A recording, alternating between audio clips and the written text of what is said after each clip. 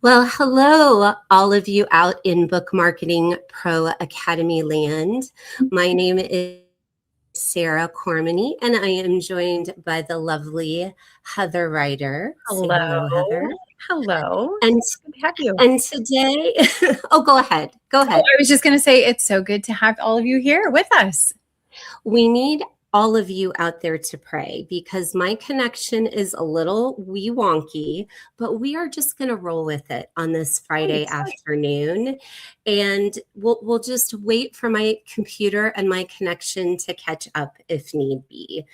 But today we get the joy and the privilege of answering the questions that matter to you. And I just can't even think of anything better to do on a Friday afternoon. So Miss Heather is going to ask the questions. She's going to get us rolling, and then we'll do our best to answer. And if you have any questions as we go, feel free to drop those in the chat, and we'll try to get those answered as well. Perfect. All right. Well, I see that Crystal is definitely joining us. So I think we're going to start with a question that she sent in. So Crystal said, specifically speaking for her, she doesn't know how to start all areas, topics. Shame is a strong topic for her, she said. How to get engagements, what resources she needs for churches, kind of all the things. What would you say, Sara? Well, I think that is a fantastic question. And I think much like writing, speaking has to be kind of approached systematically. So I think the first step is really identifying what that signature message is that you want to create. And I know we know each other well. I had the privilege of working on Crystal's first book with her as her coach, and shame is a really foundational to that message that she has for the world, that we don't need to carry shame. We have freedom in who we are in Christ. So I would really develop a signature message around that, so then you know what you have to offer various speaking engagements. You really can't do much until you do that.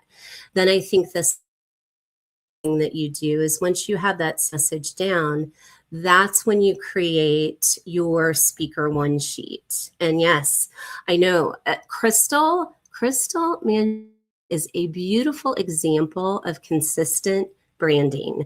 Let me just say that, because she is in the process of releasing a children's book on shame. So again, Crystal, you've already laid the groundwork that any message that you create shame is going to be one that furthers all messages covered in your books. So that's fantastic. But I would say once you're done with your signature message, then you create your speaker one sheet that has that signature message advertised. And then that's when you can really start engaging with people and booking engagements. So hopefully I didn't freeze on that answer, but Heather can tell us if I did. No, you had a little pause, but you picked right back up. So it's good. It's good. All right, made it through one. Lovely. Lovely. Crystal, thank you so much for that question, because you're not alone. And I think that's the important thing to remember. Like, no question is a dumb question. Like, if you don't know something, that's how you find out. And so I guarantee if you are wondering, there is somebody else also wondering the same thing. So we appreciate that.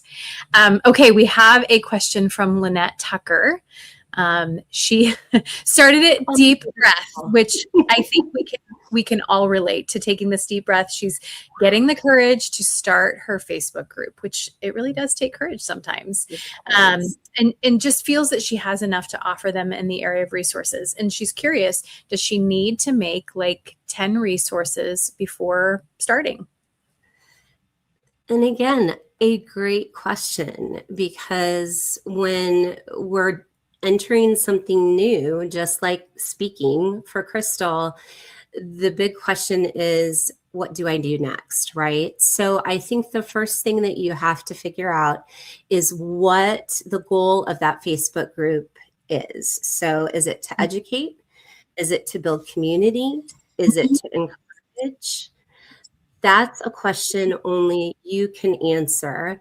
But then once you have that answer, then you've got to decide what's going to make you feel comfortable in pulling the trigger. Is it content for a week? Is it content for a month? Is it just a loose plan? You're going to be the one that's going to be able to answer that. But I think first identifying what that Facebook group is meant to do for your prospective reader, then you'll feel more comfortable deciding what it is you need to create beforehand. Hopefully that helped. I love that. And I think something that is important to remember, no matter what you do, consistency will win every time. So don't start something that you cannot maintain. People will start gung ho, like I'm gonna post every single day on social media, and then you don't. And so if you started out and said, I'd love to be able to post every single day, but I'm going to start with once a week, or I'm going to start with the engagement once a week, where I'm going to do this, and then you can maintain that consistency. You can always increase. You can always do more. But if you start with too much and then you don't maintain consistency, then that's when you lose people and you lose that engagement. 100%. And I'm going to actually jump in and say something else, because Heather made a great point. God will honor your commitment, even if it might look small to the world. When I started out at that time when I started Facebook pages, I know we've shifted now to groups because it was a million years ago, but I was a mom with health problems who had a bunch of kids. And I knew I couldn't be on social media 24/7. And I just really felt a pressing in my spirit that God, all I can do to honor the commitments I have now well, but also do this well, is 3 times a week. And can I tell you, that audience, which I think it's at like something like 17,000, that was built over 8 years, where all I did was post 3 times a week. God's going to honor your commitment to consistency, but he's also going to honor it because he knows where your heart is elsewhere. So just wanted to throw that in too.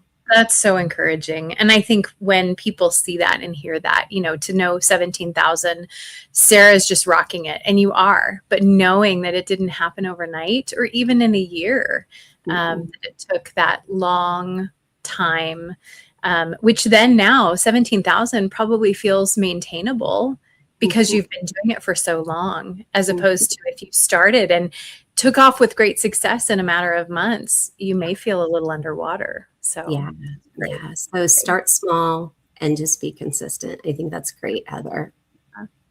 Okay, we've got another one from Devin Holman. How to best leverage endorsements. And then there was an addition that I do not have an ebook in my contract because it's a devotional with a journal, and I believe it's more powerful in physical form, but now wondering if that's a mistake. So let's start out with the leveraging endorsements. How do you do that? Oh, wow. Well, I think, okay, I do have an answer. I know that didn't sound encouraging, but I do think that with endorsements, sometimes they are these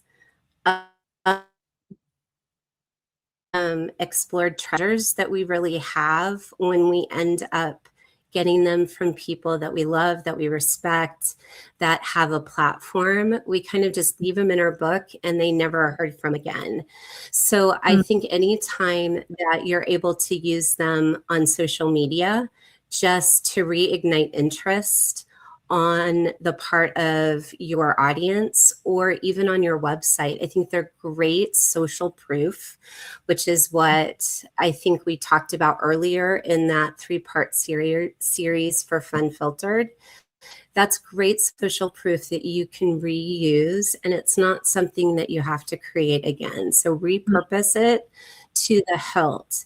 The other thing that I think is less about the endorsement and is more about relationship and collaboration, is those endorsers gave you a gift. And so Mm. what can you do to give them a gift back? Whether that is highlight their book in your spaces, or even join with them in a book giveaway or something like that, is don't just focus on the words they offered, focus on the relationships that you can cultivate as well. So that I was love the first one. That was the first one. Do you have anything you want to add to that? Well, I do think that's such a great point of, you think of the endorser as, well, they've already got it together. They're a well-known author. They don't need me. They've been so helpful to me, but they still need you to support them in what they're doing. And so I think that mutual relationship is such a great reminder. Yeah. Yeah. What about the second part of that? The ebook versus, right? Yeah. Okay. So the ebook, first of all, let me affirm and say, and I don't know, do you happen to know, has Devin published yet, or is she getting ready to publish? I do not know where the process is right now. Okay. So let's talk pre-publishment, or pre-publishing. I don't even think, I guess it's just one I created. So you get that for free today, publishment. Yes. But if you haven't published yet, then I think there's still the option to add the ebook.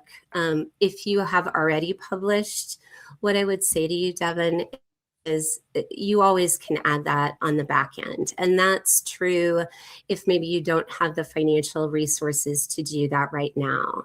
It's a great way to reignite interest in your book, relaunch it. So I don't want you to feel like if you're not able to do it right now, all is lost. Hear me on that point first. But is an ebook a good idea to have as an author of a devotional? That includes journaling. And the obvious answer is probably like they're going to have a better experience with the physical copy. But I don't think we minimize the audience that may be only in to ebooks. There are so many people who don't ever buy physical copies of books. So you're kind of missing out on an audience. But again, it's an audience you can engage later on. The other thing, and I think Heather could actually speak to this, is I do think the gift of having an ebook is you can run sales and decrease the price a whole lot easier, and it won't impact your profit margin on your hardcover copy, which is like that margin that we usually have is really, really tight for you to be able to earn a profit. So maybe you can speak to that, Heather, a little bit more. Yeah, that's right. So the ebook does allow you, once your book is published, the print price or the retail price is the retail price. And so running a special on that, you just can't do it, but you can with the ebook. And so that is a really great way. And especially, we love all retailers and all methods of being able to acquire a book. But if we're speaking to where people are mostly finding books on Amazon, your book shares a landing page. So the ebook and the print copy are on the same landing page. And so if a sale triggers other websites, because there are websites watching for sales, if draws people to your ebook because of the sale, they'll see you have a print copy and may choose the print copy instead. But I agree with you that we forget I'm a paper, I want to hold the book in my hands person, and especially a journal. I don't write on my iPad or anything like that. However, there are people that do, and there are people who, like you said, don't get the print copy. They want the ebook because of accessibility. People who travel a lot, they don't want to carry a bunch of books around. They want to be able to access it. And so I do think that there's nothing wrong with having an ebook when you're ready. It is something that you can add at a later time. So don't think of it as a mistake. Think of it as just next steps whenever you're ready. So yeah. All right. I wanted to add, Crystal had commented that she shares posts of 2 of her endorsers. So that's super helpful. Mm-hmm. Mm-hmm. Yep, Okay. content is always good. Yes. Yes. This is a great question from Carolyn Butler. Is writing a gift, a calling, or both? Well, it's both. And it's also something else. It's also a craft. And so I think that when we talk about giftedness, I can be called to something, but I may not be the most gifted. But because writing is a craft, if I am committed to honing my craft and growing it, then that's the beautiful thing about the writing journey is I don't have to be the most gifted for God to use me if I'm committed to the task and I'm committed to the call. I love that. That's so good. So good. And that's why you find that team of people around you, right?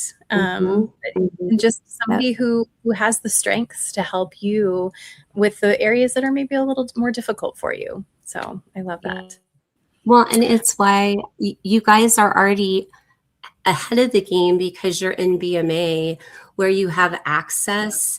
And I do think it's one of the places where the Christian writing community really shines is that you have so many people available to you who want to pour into that craft because somebody has done it for them. So just you're in a place where you can do that. Yeah, I love that. I think we have time for one more question, and I just want to invite anybody who is watching. If you have a question, please go ahead and put it in the comments. And if we don't have time to get to it today, we will make sure to address it. And we're going to do a few weeks of these. So be sure to let us know if you have those questions, or you can put them in the BMA Facebook group as well. Just let us know. So Christy Welsh asks a great question about websites. At what stage in the book writing process would you recommend investing in a website? And then what are your thoughts on free websites versus the paid ones? So I think the time to do a website as a writer is always now. It is the number one thing that will help you not only house your writing, sell your writing, connect your reader to your writing, but will also allow you to gain proprietary information that will grow a platform that is secure, that is not grounded in social media, even though social media can be a great thing. You want that proprietary information to grow. And I will give a negative example as to please do not do what Sara did, which is I waited until like the week before my first book launched. And I had a friend who was like, Sara, and it wasn't really my first book. I was co-authoring it with someone. But she's like, you need a website. I was like, why? She's like, oh my gosh, I can't even with you. So she was just like, okay, I will just make you one. And I was like, okay, that's fine, whatever. And she did, and God bless her for that. But it really is a place your time and your money is always well invested. Now, when it comes to free websites, the reality is we as authors, we're putting our resources in a lot of different places. And so I'm going to kind of go back to where I pointed Lynette is you have to assess where you are personally. What financial resources do you have to put towards a website? And once you establish that, then you kind of know what direction you need to go. I would say if you don't have a lot of money, you may not have a friend like mine who is just fed up with you and goes, fine, I'll just do it for you. You may actually have friends that you can ask and Oh. say, hey, I know you're in web design. Can you help me with this? And one of our authors, Kim, in the last coaching call that I was on with folks, mentioned that if you can find somebody who has web design skills, even if they don't know a lot about the author world per se, you can take them to author websites that you like and say, this is what I need, and this is what I like, this is what I want, and they'll know how to get you there. So lots of options. If you, I don't know about you, Heather, but technology scares me a little bit. And I did try to fix my website on my own once. It only happened once. And I called the same friend crying, being like, I just ruined everything you did. She's like, why didn't you call me? I was so sorry. So she's still my friend, by the way. She has a lot of grace. But again, but again, if your strength is not in technology, find somebody whose strength is technology and work with them to get what you want and what you need. I love that. I love that. And I think there's a couple of areas that we've talked about today that you really have to be careful to not get so worried about the perfection side of it and getting it just so and the exact timing that you fail to proceed. So we can get caught up in a lot of planning without taking action. And so knowing there is a whole lot of grace for time for you to perfect something. What I would say about your website is make sure that it identifies you. So whether it's your name or a ministry that you're going to be doing your work through, don't tie it to the title of your book, because then you're very stuck into this small area. If you want to write an additional book, people are going to have a hard time finding you because they're looking for just the one. They want to know you. So you are your brand. So make sure that your website name, you put a lot of time into that. And then beyond that, just get started. Because I was going to say the same thing. Now is the best time. Yeah. Or what's the saying, that yesterday was the best time, but today is just as good. Just as good. Yeah. And those websites, they're living, breathing. And I talked about this in the coaching call as well with folks. They're these living, breathing things that should grow with you, that should change with you. So that feels a little less scary when you know that it's meant to be something that changes and grows with your journey. Mm-hmm. So, yeah. And if technology is scary, don't be afraid to find that friend who would be willing to come alongside you and help and either teach you, or maybe they're like, Sarah, I just want to do it for you, or I want to run it for you, or I'll help you maintain, that you could go back to them when you have more questions or if you'd like to make updates. So I think we underestimate the number of people that really want to help and come alongside. So don't overlook those. Well, Sarah, that was really great. That's a lot of information. Some great questions. Hopefully we didn't freeze too much, or I didn't freeze too much. Not too much. There's a couple that we will be addressing in BMA, and then we've got a couple more weeks of this. So please send your questions in. And if you are not already part of this incredible family, we just invite you. The website is Book Marketing Pro Academy. We'll put it on the screen. So you can go there, look around. There's a lot of information, but I guarantee you will not be disappointed. There is just a wealth of information inside Book Marketing Pro Academy. And then not only do you have access to the resources, but these incredible people who are watching now and who are also teaching that are just, it's an incredible group. So be sure to go check that out. And we will see you next week. All right. Take care, y'all. Bye.